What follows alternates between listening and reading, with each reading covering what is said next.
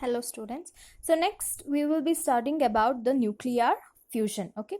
So you already know fusion means nothing but it is fuse, correct? So what happens here is, so two light, okay, two light nuclei, okay, so these both it will combine to give you one heavy nucleus, okay. So it will combine to give you one heavy nucleus. So basically something is combining together and giving you one product, okay. So here also energy is released, okay, energy is released, that is because of loss of mass, okay. So as you already know, loss of mass that happens because the sum of the mass of products, the sum of mass of product, okay, it will be less when you compare with that of sum of mass of reactants, okay. So because of this there will be a loss in mass, and you know how to calculate energy that is released, that is E is equal to delta M into C square, okay. So this is the formula that we are using to calculate the amount of energy that is released, okay. So now first let's take one example here, okay. So here one example is two deuterium ion, okay. So one deuterium, the other one deuterium, so that is combining to give you one heavy nucleus, that is helium 3 2, okay. So along with that one neutron will be released, along with that energy is released, that is 3.3 mega electron volt, okay. So this helium isotope, okay, so this will again combine with another deuterium to give another isotope, that is helium 4 2. So along with that one proton is released, okay, along with this one proton is released, and the energy that is released is 18.3 mega electron volt, okay. So this is the reaction here. So what is the overall reaction here is 3 deuterium ions, correct. So 3 deuterium ion, correct, it will fuse or it will combine to give you one helium isotope plus energy, that is 21.6 mega electron volt, correct. Yeah. So here along with this the energy, okay, along with this, okay, the other part of energy, okay, that is obtained is from the neutron and the proton that is released. So these both also give some amount of energy. So as you can already see here, all this, for example, in the first reaction here, okay, so these both are the positive charged particle, correct. So hydrogen is positive, these are positive. So how are they combining? So we have already know that the positive charge, it gets attracted to the negative charge, correct. But how is that both the positive they are combining here, okay.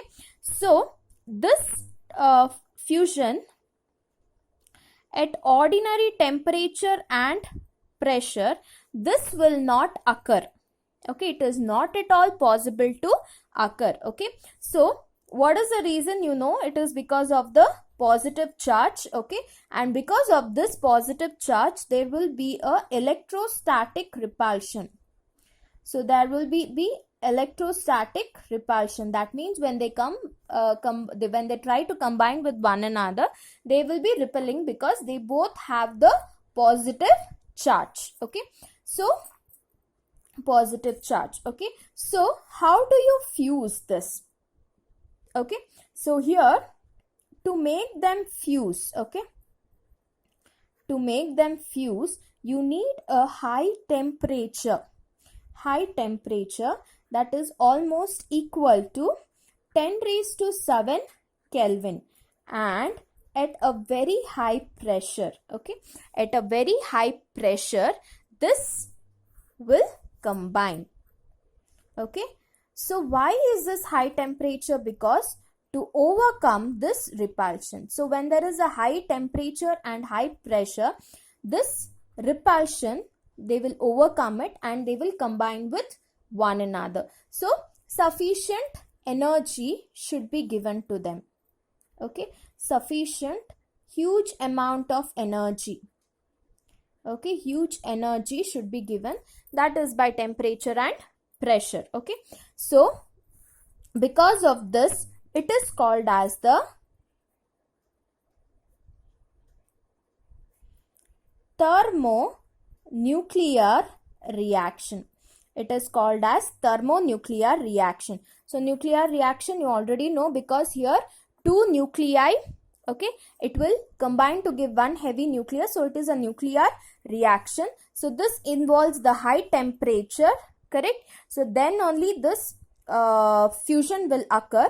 So because of that, it is called as thermo. Thermo is nothing but it is the temperature. Okay, so the same thing is used for hydrogen bomb. Okay, so the same principle is used for hydrogen bomb. Okay, and what about the sun and star? They always keep shining, they are very, very bright, correct? So how do they get their energy? So what is the source of energy for them to shine so brightly? Okay, so that is again because of the fusion of the light nuclei, that is the hydrogen. So what happens here is, for hydrogen, okay, for protium or H11, so they combine to give helium isotope plus 2 beta particle plus 2 gamma particle. Along with this, energy will be released. The amount of energy is 26.7 mega electron volt. So much energy is released. Okay, so then here if we see the energy, we feel that it appears to be the fusion is having less than that of fission, right? Fission releases more energy. So energy released here in fusion is less than that of fission, correct? But this is not the thing that is actually there.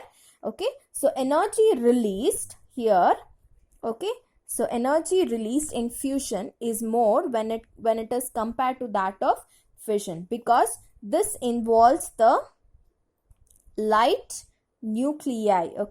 Okay, so number of light nuclei is more when you compare with that of the fission. Okay, so the scientists also, they are engaged in getting this energy by the fusion of this deuterium ions. Okay, so they are trying to obtain it from the sea water, and this is happening at a very low cost. Okay, this is happening at a very low cost. Okay, but for them to maintain this temperature is very, very, very difficult. Okay, so what they are trying to do is, they are trying to store it in the plasma state. Okay, with the help of